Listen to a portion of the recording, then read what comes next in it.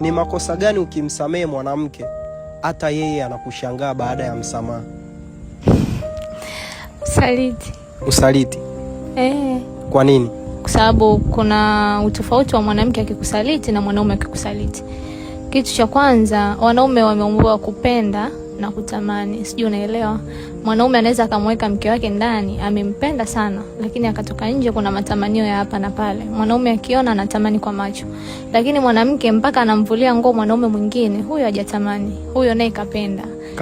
Kadhamiria kabisa kukusaliti, kwa sababu kwanza kumpata mwanamke ni ngumu sana, na mwanamke kukuvulia nguo yake ya ndani pia ni ngumu sana. Kwa ukiona mpaka ameweza kukusaliti wewe mwanaume wake kwa mwanaume mwingine, jua niyo ni kadhamiria dhahiri, na mwanamke kama huyo hatakiwi kusamehewa.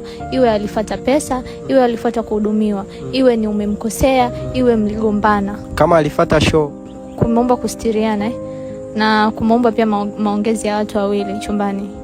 Na siku zote ukweli ni mzuri. Ukiona mwanaume wako kuna sehemu inafika, maybe amelegeza, kuna damu